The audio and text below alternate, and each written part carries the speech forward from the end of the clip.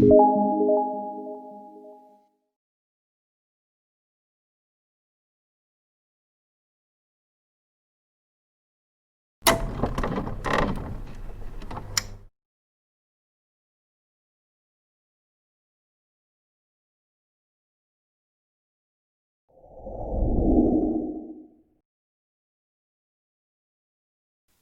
smart. Jangan lihat siapa yang bicara, tapi lihatlah apa yang disampaikannya. Bismillahirrahmanirrahim. Assalamualaikum warahmatullahi wabarakatuh. Bapak Ibu, pada kesempatan kali ini saya ingin menyampaikan materi tentang leverage rezeki, ya. Leverage rezeki. Ini bahasanya bahasa Inggris ya Bapak Ibu ya, leverage atau leverage ya. Apa artinya? Leverage itu diartikan sebagai daya ungkit Bapak Ibu ya. Nah ini ada dongkrak. Nah dongkrak ini sering dipakai dalam kehidupan kita ya. Maka prinsip dongkrak atau prinsip leverage ini juga terjadi pada rezeki ya. Nah hal ini banyak sekali disampaikan oleh para pembicara-pembicara, motivator-motivator yang mengajarkan tentang kekayaan. Seperti misalnya yang tertulis dalam bukunya Tung Desem Waringin, disebutkan bahwa dan juga Roger Hamilton ya, bahwa kekayaan itu adalah W sama dengan V dikali L. W itu wealth ya, kemudian V itu value, kemudian L itu adalah leverage. Jadi kekayaan itu adalah nilai diri atau nilai tambah atau nilai apapun yang membuat kita mampu untuk memberikan nilai pada diri kita dikalikan dengan leverage, yaitu daya ungkit. Jadi dikali dengan dongkrak Bapak Ibu. Makanya sering terdengar misalnya seorang artis ya, bukan siapa-siapa, tiba-tiba terdongkrak popularitasnya. Jadi bahasanya itu adalah mendongkrak popularitas begitu ya. Bill Gates misalnya, sekelas Bill Gates saja dia butuh dongkrak Bapak Ibu ya.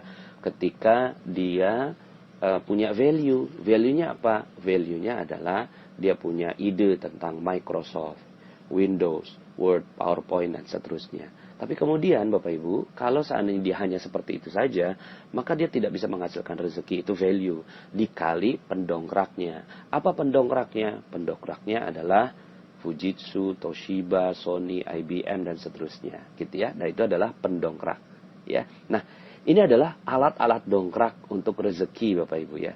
Maka ya, bagi Anda yang misalnya ingin sukses gitu ya, maka Anda perlu menemukan pendongkrak Anda. Apa pendongkrak Anda ya? Apa yang membuat Anda meleverage? Kalau bahasanya Pak Tung itu ya, Pak Tung Desem Waringin itu adalah faktor kali. Jadi apa yang membuat faktor kali kita ya?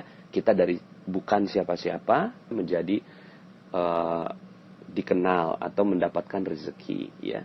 Nah, kalau dalam dunia properti misalnya yang saya laksanakan begitu ya, saya bukan siapa-siapa, nggak punya modal, tapi kemudian akhirnya saya punya ide ya, terus kemudian saya mencoba mempelajari dari teman-teman, akhirnya setelah itu saya kalikan diri saya dengan gitu ya, pemilik tanah, saya kalikan diri saya dengan ya investor, saya kalikan diri saya dengan media massa untuk mengiklankan bisnis saya kalikan diri saya dengan perkenalan, dengan perizinan gitu ya dan seterusnya. Nah, ini adalah faktor kali. Semakin banyak faktor kalinya, semakin mudah kesuksesan itu terwujud Bapak Ibu. Jadi Bapak Ibu ya, faktor kali ini adalah penting sekali untuk setiap orang yang ingin sukses ya. Nah, perhatikan bagaimana faktor-faktor kali Anda gitu ya. Apakah Anda punya faktor pengali gitu ya, faktor kali. Nah, oke. Jadi konsep faktor kali ini sudah mulai masuk akal di Anda. Sekarang yuk sama-sama kita lebih dalam membahas tentang konsep magnet rezeki ya, yang berkaitan dengan leverage rezeki ini ya. Jadi mungkin sederhananya begini. Saya kalikannya W sama dengan V dikali L1 dikali L2. Begitu Bapak Ibu ya. Nah, Maksudnya apa? L1-nya ini adalah leverage yang kita sudah kenal, yaitu leverage dunia, perusahaan, channel, jaringan, media massa, properti, perbankan syariah misalnya begitu ya, yayasan, kemudian organisasi. Ini adalah L1 Bapak Ibu ya. L1 ini adalah leverage duniawi Bapak Ibu ya. Leverage yang sifatnya duniawi. Tapi Bapak Ibu ya, sebelum membahas yang L1 itu atau selain L1 itu, kita butuh yang namanya L2 Bapak Ibu ya. L2 ini adalah yang memungkinkan semua terjadi. Yang sering terjadi begini. Kita sudah berusaha keras ya. Kemudian kita bertemu dengan banyak orang gitu ya. Kita bertemu dengan yayasan, bertemu dengan organisasi, media massa, terus kemudian kita juga punya ilmu properti, belajar ilmu macam-macam gitu ya. Terus kemudian berusaha maksimal, ikhtiar. Ini L-nya udah banyak Bapak Ibu. L lagi, L1-nya dikali L12, L13, L14, L15, L16 gitu ya, dikali. Tapi pas yang L2-nya ini Bapak Ibu ya, L2-nya ini minus Bapak Ibu. Ya. Apa yang terjadi? Semua yang dilakukan dikali minus jadinya minus Bapak Ibu. Ya. Sehingga akhirnya apa yang terjadi? Yang terjadi adalah gitu, seluruh yang kita datangi itu akhirnya musnah, tidak menjadi apa-apa karena dikali minus. Nah, saya akan fokus ke yang L2 ini Bapak Ibu. Karena L2 ini yang menjadi faktor penentu dan pembeda. Ya. Silahkan Anda dengarkan materi saya di lain ladang, lain ilalang gitu ya. Itu menyebabkan akhirnya kita punya L2 yang berbeda. Ya. Untuk orang-orang yang ateis, nggak kenal Tuhan gitu, nggak kenal Allah, mereka cukup dengan L1 ya. Dikalikan dengan faktor-faktor dunia, mereka gampang banget sukses gitu ya. Tapi pas kita pakai nih cara mereka, kita udah pakai nih cara mereka, tapi kok ternyata nggak bisa-bisa gitu ya. Maka yang terjadi adalah karena kita punya ilmu yang berbeda ya. Punya ilmu yang berbeda. L2 ini Bapak Ibu berkaitan dengan gitu ya, berkaitan dengan sesuatu yang tidak terlihat tapi menentukan ya. Secara sederhananya begini. Sederhananya materi leverage rezeki ini adalah kelanjutan dari materi terumbu karang ya. Di materi terumbu karang disebutkan bahwa rezeki dititip di orang lain ya. Rezeki dititip di kemuliaan dan kebahagiaan orang lain. Gitu ya. Jadi ketika orang lain mulia, orang lain bahagia, maka rezeki mengalir ke kita. Nah sekarang kelanjutan dari materi itu, Bapak. Setiap orang punya poin berbeda-beda. Ya, setiap orang punya poin berbeda-beda.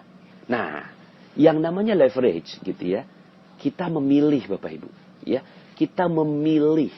Nah, memilihnya ini gitu ya, tentunya memilih manusia terbaik Bapak Ibu.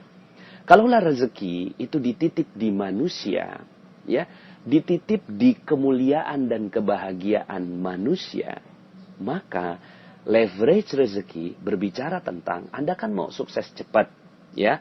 Kalau mau sukses cepat misalnya nih Anda ketemu ya, misalnya poin yang dibutuhkan 1 juta gitu ya. Poin yang dibutuhkan 1 juta poin begitu ya. Terus kemudian Anda ketemu dengan ya tadi tuh ya orang-orang yang biasalah begitu ya.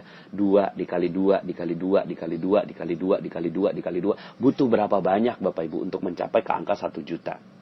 Tapi kalau Anda mengalihkannya dengan gitu kan 100 dikali 100 dikali 100 dikali 100 bahkan sudah lebih Bapak Ibu ya. Maka kita perlu mencari poin yang 100 ini Bapak Ibu. Mencari orang manusia yang memiliki poin 100 ini. Begitu ya Bapak Ibu ya. Ketemu 3 orang yang mulia ya, ketemu 3 orang yang sangat agung, sangat tinggi derajatnya di sisi Allah Subhanahu wa taala, maka Anda sudah mencapai dream Anda dan goal Anda. Apalagi Bapak Ibu kalau seandainya Anda sudah mendengarkan materi detox rezeki ya, detox rezeki atau jodoh terbaik ya. Waduh, itu banyak sekali yang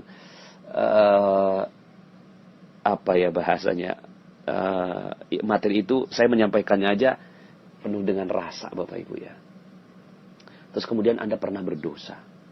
Anda pernah berdosa dengan yang berat. Kemudian Anda membuat Allah cemburu. Lalu kemudian Anda berusaha keras. Terus kemudian Anda mengalami detox rezeki Anda. lama sekali detoks Anda Bapak Ibu. Ya. Katakanlah misalnya Anda poinnya karena udah dosa, Allah cemburu, melakukannya bukan sekali, 2 kali, tapi ribuan kali Anda lakukan kesalahan-kesalahan, lalu kemudian akhirnya poinnya minus 1 juta Bapak Ibu. Minus 1 juta sementara dreamnya 1 juta Bapak Ibu. Ya. Lalu kemudian sudahlah Anda minus 1 juta. Terus kemudian Anda kalikan dengan ya perusahaan, yayasan, organisasi gitu ya, L1 itu Bapak Ibu. Apa yang terjadi? L1 itu tidak akan pernah sedikit pun memberikan yang terbaik buat Anda. Kenapa? Karena Andanya sudah minus Bapak Ibu. Andanya minus. Ya bukan Anda lah. Ya seandainya gitu ya. Ada orang yang minus 1 juta.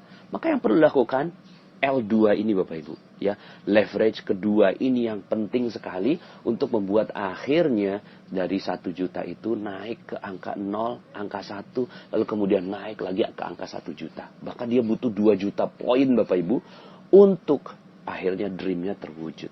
Nah, jadi ini adalah kelanjutan semuanya ya dari materi-materi semuanya. Leverage rezeki adalah Anda perlu menemukan.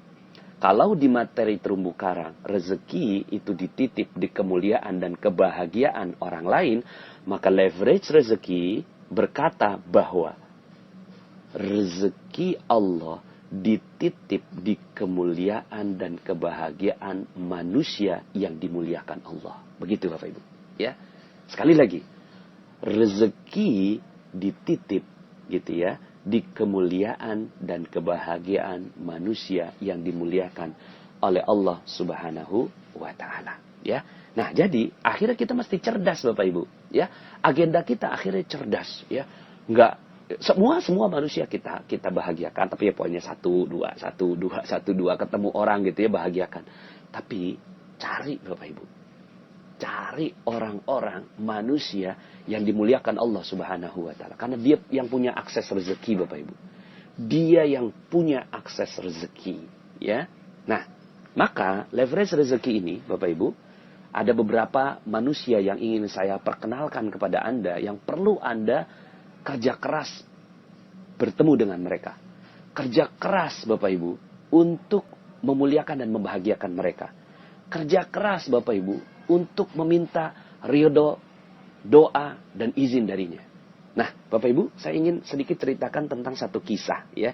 Dan kisah ini bagi sebagian orang, ya, ini sangat masyhur, tapi mungkin bagi sebagian teman-teman yang belajar rezeki dari rahasia magnet rezeki, mungkin baru dengar namanya, Bapak Ibu. Ini namanya Uwais Al-Qarni, ya. Uwais Al-Qarni, Bapak Ibu. Nah, kita coba lihat kisahnya, Bapak Ibu. Uwais Al-Qarni ini dia hidupnya di zaman tabi'in, ya. Zaman tabi'in itu berarti ada di zaman Rasulullah, setelah itu Rasulullah digantikan dengan zaman sahabat, kemudian digantikan dengan zaman tabi'in. Nah, tapi ya Rasulullah Shallallahu Alaihi Wasallam itu memprediksi sejak jauh-jauh hari, ketika Uwais Al-Qarni itu belum ada, itu Umar dinasihati oleh Rasulullah SAW untuk mencari Uwais, gitu Bapak Ibu. Cari Uwais Al-Qarni, ya. Nah, ini dalam sebuah hadis. Umar radhiyallahu an berkata, aku sendiri pernah mendengar Rasulullah Shallallahu Alaihi Wasallam bersabda, nanti akan datang seseorang bernama Uwais bin Amir bersama serombongan pasukan dari Yaman. Ia berasal dari Murad, kemudian dari Qarn.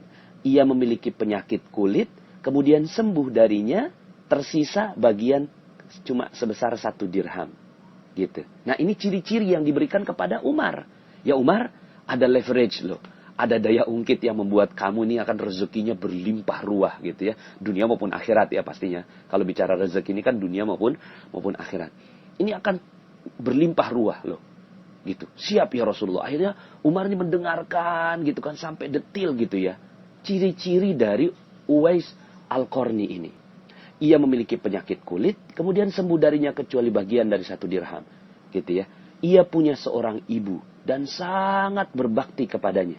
Seandainya ia mau bersumpah pada Allah, maka akan diperkenankan apa yang ia pinta.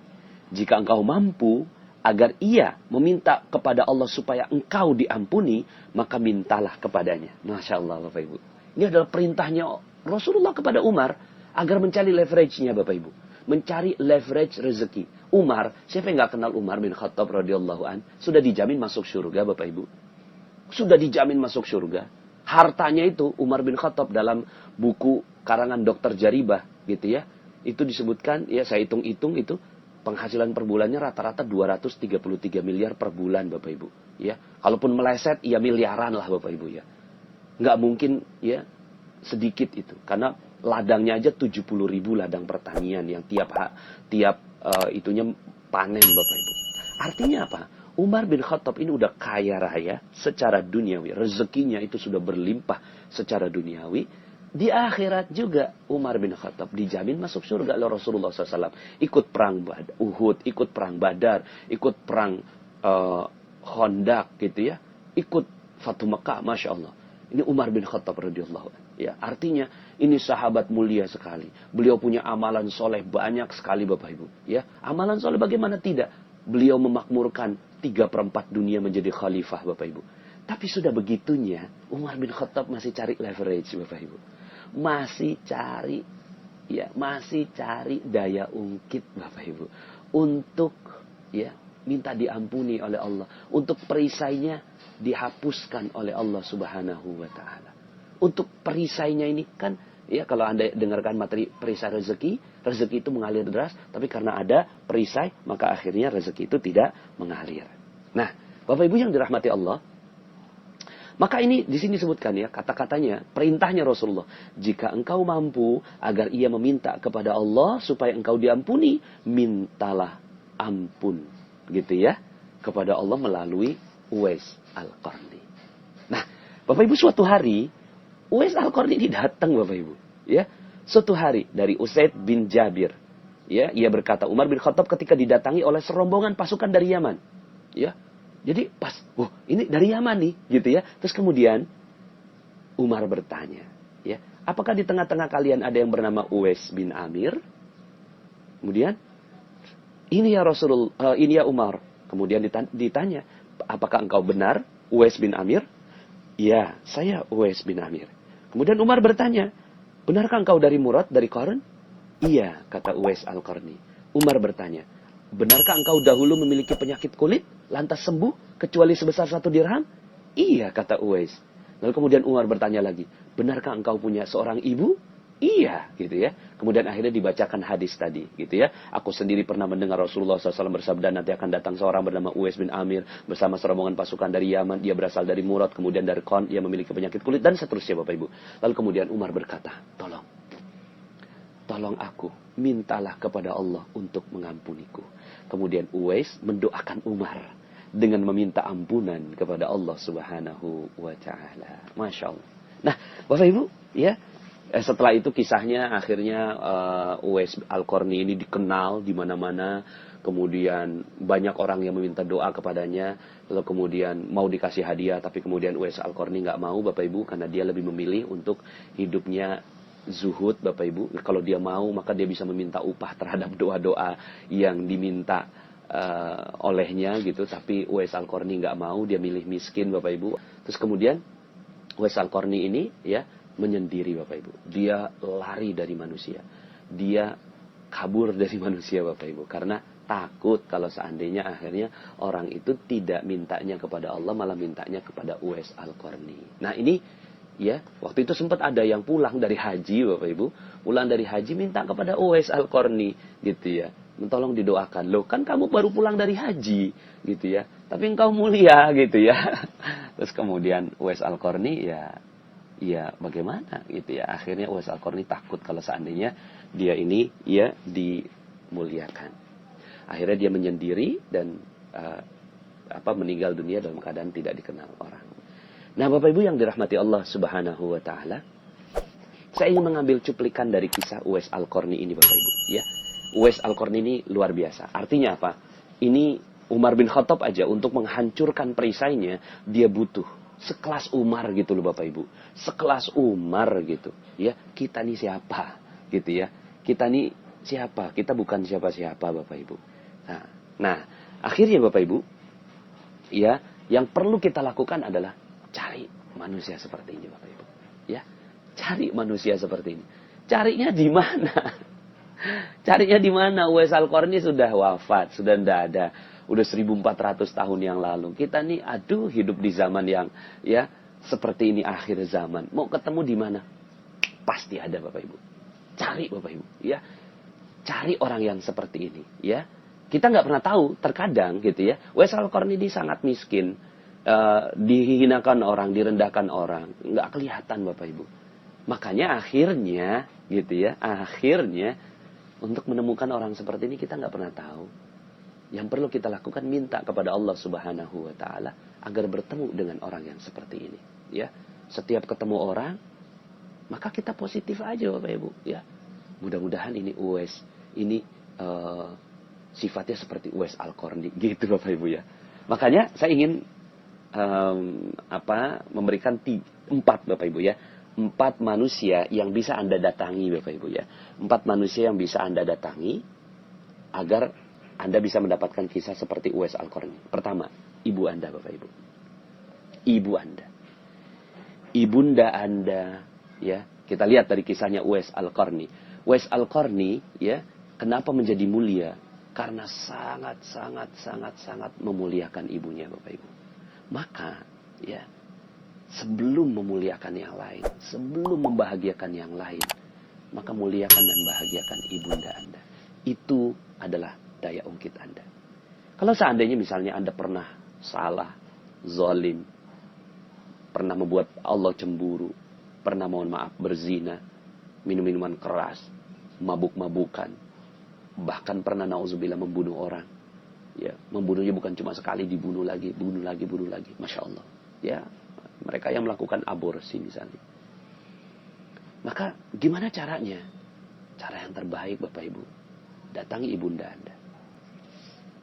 Tidak ada yang terbaik untuk mendapatkan dongkrak agar Anda cepat sekali rezeki Anda kembali, agar perisai Anda dihilang, agar dosa Anda diampuni, kecuali minta kepada ibunda Anda. Minta ibunda dan ayahanda Anda. Mungkin agendanya adalah tanya kepada mereka, apa yang membuat engkau ridho? Gitu. Apa yang membuat engkau ridho pada saya? Tentunya ridho di sini adalah sesuai dengan koridornya Allah. Misalnya, saya ridho ketika engkau jadi penyanyi, buka jilbab. Wah, itu minta yang lain, Bu, gitu ya. Minta yang lain yang tidak melawan perintah Allah, gitu. Ya. Yang betul-betul sesuai dengan koridornya Allah. Maka insya Allah dengan ibunda Anda klik dapat ridhonya, Bapak Ibu, maka poin 100, Bapak Ibu. Tak, gitu ya. Maksimal 100. Nah, gitu ya. Yang kedua, Bapak Ibu, cari ulama, Bapak Ibu. Ulama, ya, ini yang dikatakan oleh Rasulullah SAW. Umar ini mulia, Umar ini tinggi, tapi masih disuruh nyari ulama, Bapak Ibu, ya. Diminta untuk mencari, ya, Uwais Al-Qarni. Anda perlu datangi ulama. Anda ikuti majelis taklimnya, ikuti majelisnya, dengarkan, perhatikan, serap semua ilmunya, gitu ya. Terus kemudian ketika Anda udah klik, maka bilang, datangi dia. Apa yang membuat engkau ridho, gitu kan, pada kami, gitu. Terus kemudian Anda muliakan dan bahagiakan dia. Apa kata Rasulullah SAW? Barang siapa yang memuliakan orang alim, gitu, memuliakan ulama. Barang siapa yang memuliakan ulama, maka ia memuliakan aku. Gitu. Jadi barang siapa yang memuliakan ulama, maka dia memuliakan aku. Barang siapa memuliakan aku, maka ia memuliakan Allah. Dan barang siapa memuliakan Allah, maka tempat kembalinya adalah surga. Surga ini adalah rezeki yang besar, Bapak Ibu. Kalau surga aja udah didapat, dunia pasti dapat, Bapak Ibu, rezekinya. Ya, cuma sekedar 10 juta, 50 juta, 100 juta per bulan aja mah kalau ahli surga pasti dapat, Bapak Ibu ya. Pasti dapat ya, tergantung Anda mau apa enggak ya. Orang yang ketiga, Bapak Ibu, ya, yang dikisahkan dari kita ambil dari Uwais Al-Qarni ini. Temukan orang yang mereka nggak butuh, gitu ya. Tapi mereka miskin, yang tidak meminta-minta, tegar sekali, gitu ya. Tapi mereka nih menjaga kehormatannya, nggak meminta-minta. Itu adalah mereka-mereka yang punya sifat-sifat mirip Uwais Al-Qarni, Bapak Ibu. Ya, maka cari mereka. Ya misalnya nih ya, kalau seandainya kita lagi di lampu merah, ada yang minta-minta gitu ya. Sebenarnya yang kayak gini nih sebisa mungkin jangan dikasih Bapak Ibu. Tapi jangan sampai juga Anda kehilangan rasa bakhil Anda gitu ya. Jadi sesekali boleh dikasih, tapi seringnya jangan dikasih Bapak Ibu. Karena itu profesi ya. Karena profesi ini malah kita mendidik mereka. Ya, nggak boleh dikasih sebenarnya ya. Jadi ya malah yang perlu dikasih adalah Anda cari orang miskin Bapak Ibu. Cari orang miskin. Miskin sekali gitu ya. Terus kemudian dia kok nggak minta-minta. Perhatikan Bapak Ibu. Perhatikan orang itu. Terus kemudian gitu ya. Anda datangi, lihat gitu ya. Itu Anda berikan sedekah kepada dia Bapak Ibu. Ya. Berikan sedekah kepada dia. Ya. Mungkin tantangannya adalah kalau Anda ketemu dengan orang yang tepat, orang itu nggak akan pernah mau nerima sedekah Anda. Ya. Tapi ya bismillah aja gitu ya. Cari orang yang seperti ini sifat-sifatnya mirip-mirip Uwais Al-Qarni.